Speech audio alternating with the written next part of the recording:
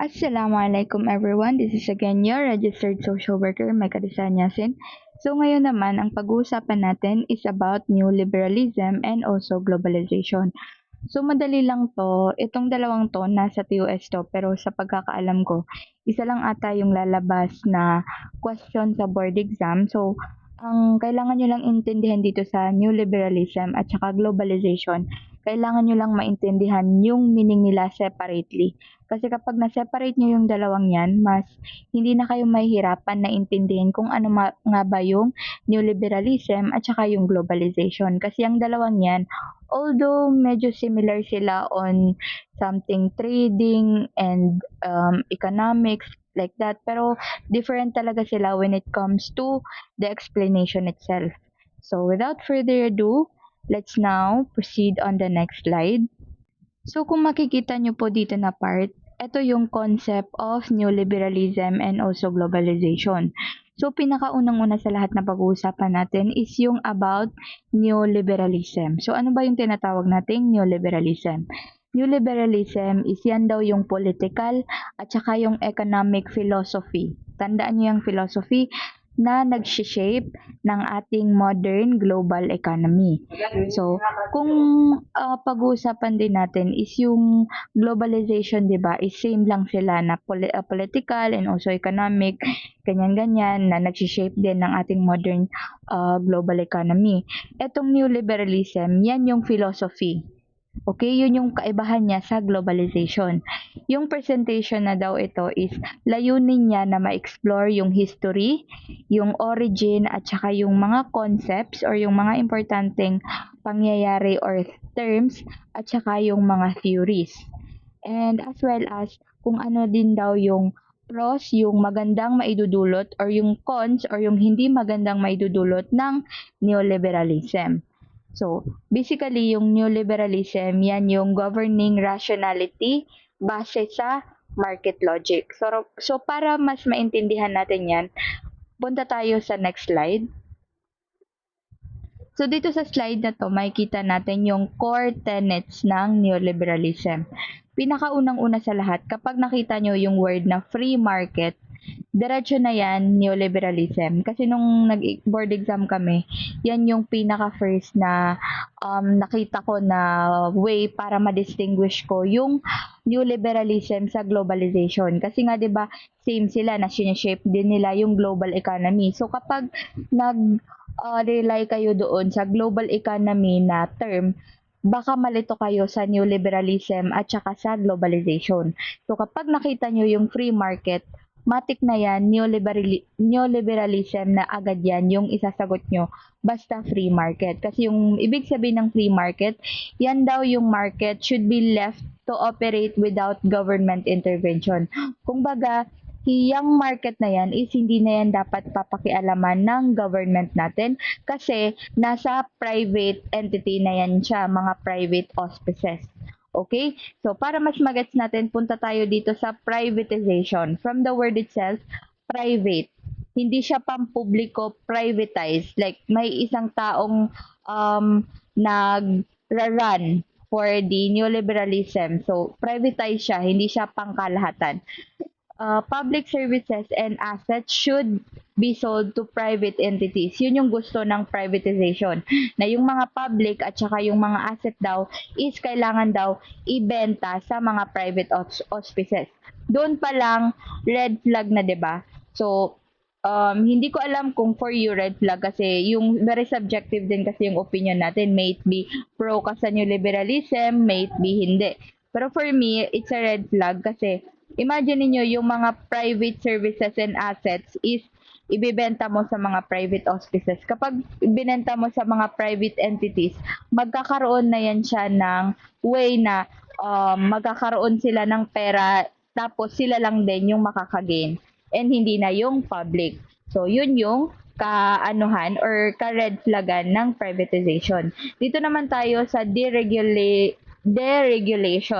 Deregulation, yan yung regulation daw should be reduced. Kailangan daw ma-reduce yung pag-regulate or eliminated. 'Di ba dito reduce lang, like bawasan lang. Dito naman or eliminated, like tanggalin na talaga daw para ma-increase or para mapataas natin yung market efficiency kasi nga mababawasan yung mababayad natin sa cost, mababawasan yung maibabayad natin sa mga labor, ganyan. Kasi nga, privatize na siya. Isa lang or may isang company lang na nagra-run ng ganito, ganyan. Pero, mas marami silang nakukuhang benefits compare doon sa mga public. Kasi nga, wala nang karapatan yung public kasi na privatize na. Pangapat naman, fiscal conservation. Kapag sinabi nating fiscal conservation, yung government spending and debt should be minimized. So, dapat daw konti lang yung spending or yung paggastos tsaka yung utang ng government kapag sa neoliberalism. Number 5 naman, individualism. From the word itself, pag-iisa-isa, hindi siya yung pagkakaisa ha, kasi yung pagkakaisa, unity yun. Yung individualism, ikaw yung parang ikaw isa ka dito, mag-isa ka ditong mag-serve and then ikaw isa ka naman kasi nga privatization siya. Meaning, individuals should take responsibility of their own success or failure. So, minimin niya dyan, kung mag-success man yung isang tao, okay, nag-success ka, pero kung nag-fail ka, okay, nag-fail ka, wala na kaming pakialam dun. So, parang ganun yung ideya ng individualism, like kanya-kanya na tayo. Alam niyo yung kanya-kanya mentality. So, yun yung sa individualization. So, proceed naman tayo dito sa baba. Ano ba daw ang benefits ng neoliberalism? Pag sinabi nating benefits, ano yung maitutulong niya? Kumbaga, like yung magandang maidudulot ng neoliberalism. Pinakaunang-una sa lahat, yan yung economic growth. Kasi nga, di ba, privatization na. So, kibale, magkakaroon na tayo ng growth sa ating economy. Yun daw yung sa neoliberalism. And for me, it's not. Pero I don't wanna argue about this one kasi nasa PPT na nga siya. Lower yung inflation kasi nga 'di ba ang reason kung bakit tayo nagkakaroon ng inflation is yung sa government. So kapag wala ng government, meaning mas lower yung inflation kasi hindi na included ang government. Dito naman tayo sa number 3, greater efficiency. Kapag sinabi nating greater efficiency, magko-cost down tayo sa cost.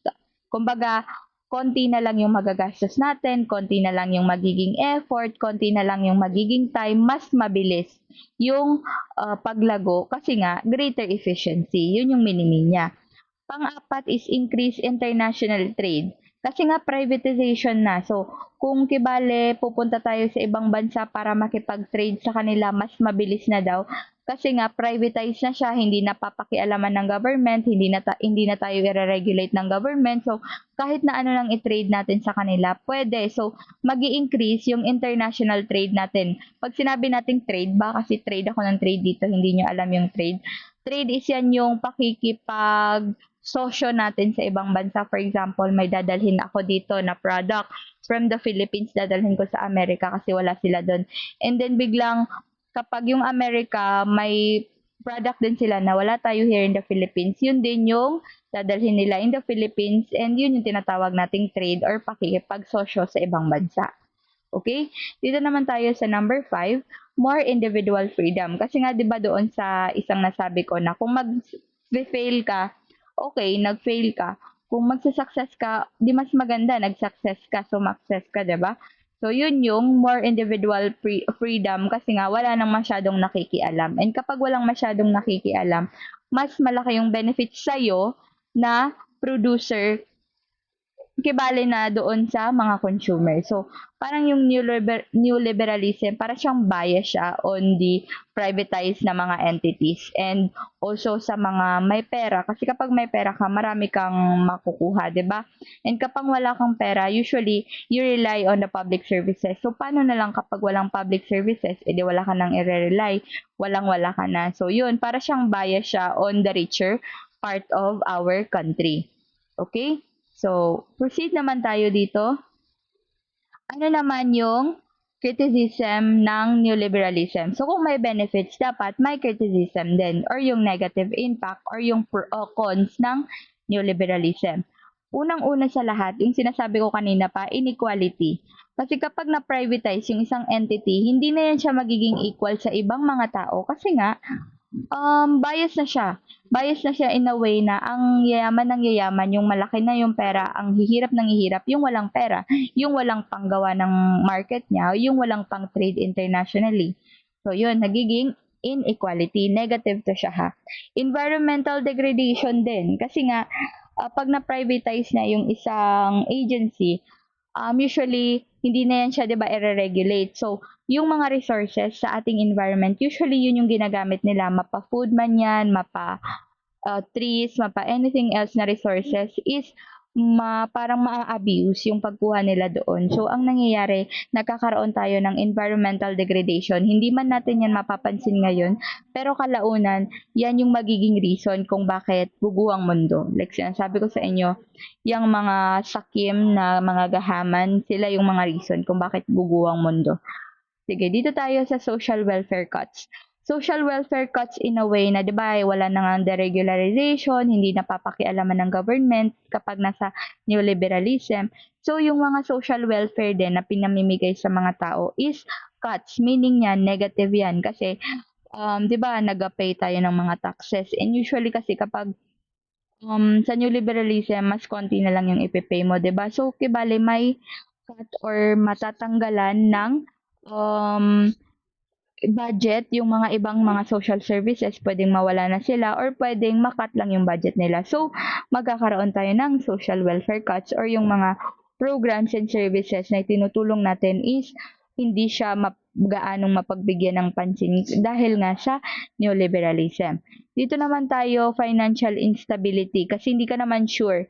Kasi kapag free market, depende na yan sa market, 'di ba? So, walang stable income. So, hindi yan stable. Kapag sinabi nating instability, hindi stable yung financial.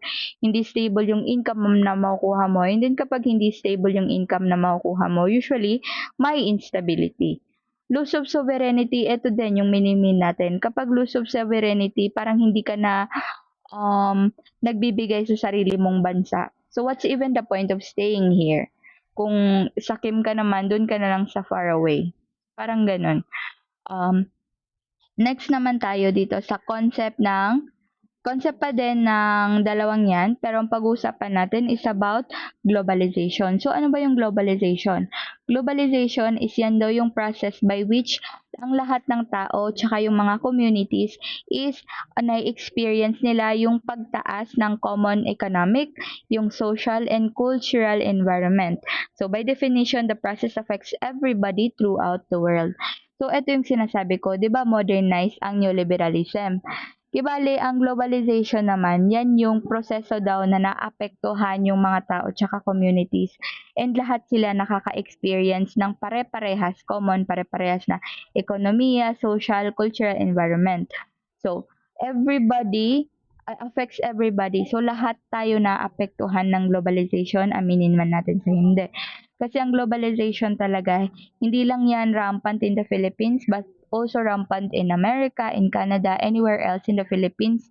Usually, naapektuhan niya talaga lahat kasi trading kasi ang ginagawa natin from the other, like other countries, 'di ba? For example, for us, yung mga product natin na usually over na dito here in the Philippines, kapag over na yung production natin dito, usually nag-i-import usually nag-e-export tayo in other countries, 'di ba? And then yung other countries din naman, kapag may mga products sila na nag-i-exceed din nila doon sa production nila, usually ini-export din nila sa atin. So ang nangyayari, nag-e-export tayo, export meaning nagpapalabas tayo ng mga produkto, import naman, tumatanggap din tayo ng mga produkto from the other countries. So yun yung tinatawag natin na globalization.